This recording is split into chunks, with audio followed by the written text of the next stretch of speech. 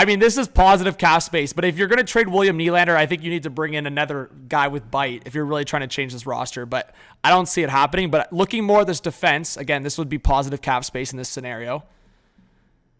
I would be down to see a defense group like this. Riley, Tanev, McCabe, Klingberg, Zadorov, Timmins.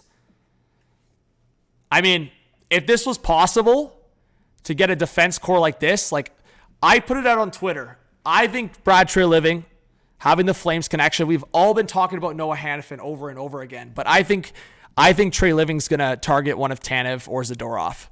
What do you guys think, chat? I have a good feeling Treliving's going to target one of those guys.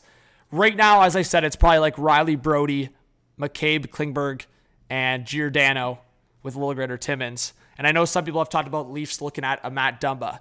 And I mean, Dumba's high risk, man, but he does lay some hits and he's got some good offensive talent.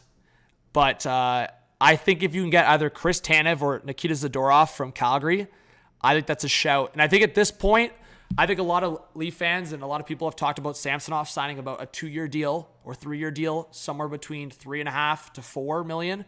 But I think based on this scenario, Samsonov made $1.8 million last year, as I talked about. I think give him a bit of a raise for a 1-year deal. He got injured and he still wasn't like the full-on starter all year, but he did take the reins.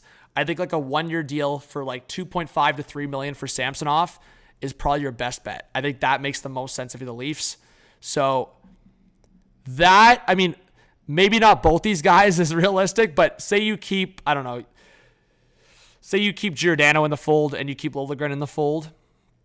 Maybe just go for Zadorov and have a top 4 of Riley, Zadorov, McCabe, Klingberg. But maybe they do keep Brody. We'll see. But I think at this point, you're probably moving one of Brody or Nylander. If the extensions are not going well or the extension talk are not going well with Nylander, maybe there's a scenario where Nylander gets traded. And that's why I would say go after another guy with bite. Just make the forward group so hard to play against. But these defensemen are also hard to play against, Tanev and Zadorov, and I think that's why Treliving's going to look at it. And I've talked about other guys because I'm on a heater right now. I predicted Bertuzzi, I predicted Domi, and I said it could happen.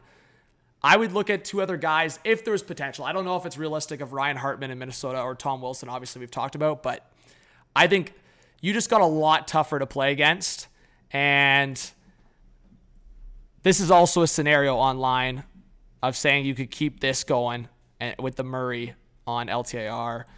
And I mean, Cherry's talking about it. Leafs just got a lot harder to play against. So we'll see if they have some more moves coming either on the back end or another move up front.